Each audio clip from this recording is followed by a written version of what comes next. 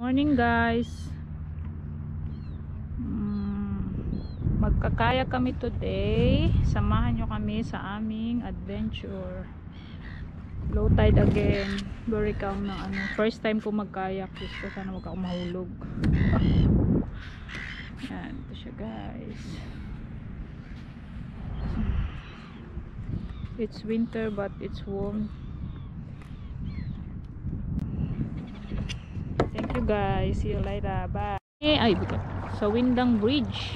Is that Windang Bridge, Han? Wow. Natin yan.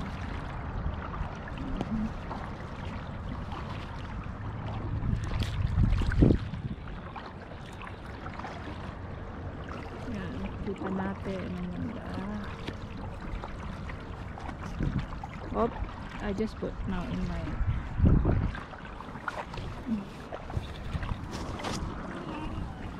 my eye head. That'd be quite good with a hat, I think. Yeah. You know, I think it'd slide on easy. Yeah, I think so. Oh, I can see the shells. Tama yan? That's good.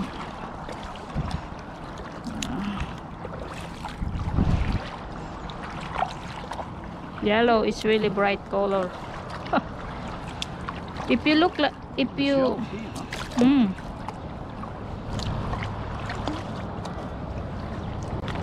guys, first time ko sumakay sa ganito. Diyos ko. Medyo natatakot pa rin ako. Di ako marunong lumangoy.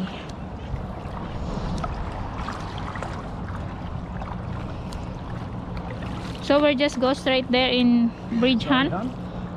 So in which way we're going? We can go in towards the main lake if you like. Yeah. On the way back, In there? it's easier because the tide might still be going out. Yep. I remember talking to Jack Clark, who I was walking yesterday. He was at the bakery down near the International. And, he said the surf was full low tide at 1:30. Yeah, the guy that you talked to.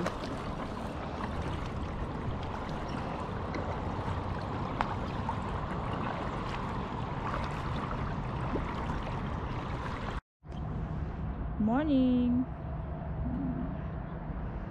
guys, nakikita nyo yan, yung parang bahay na yan. Yan ay caravan. Diyan yung mga nakatira, yung mga ibang tao. That's permanent site.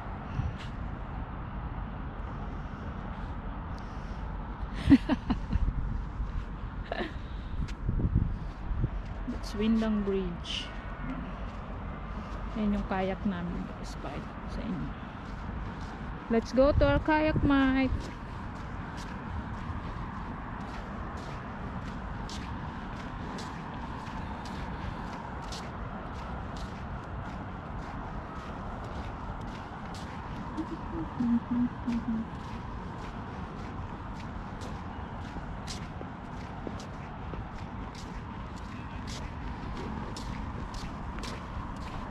Got some shells.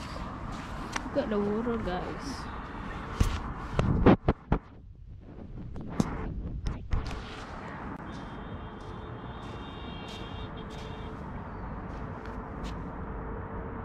Mussels, that one. Yeah, mate.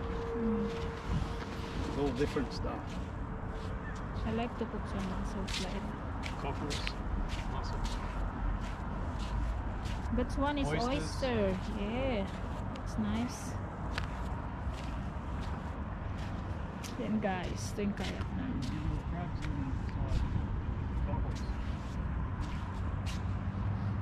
Bye guys, thank you pag sama sa aming journey today. See ya!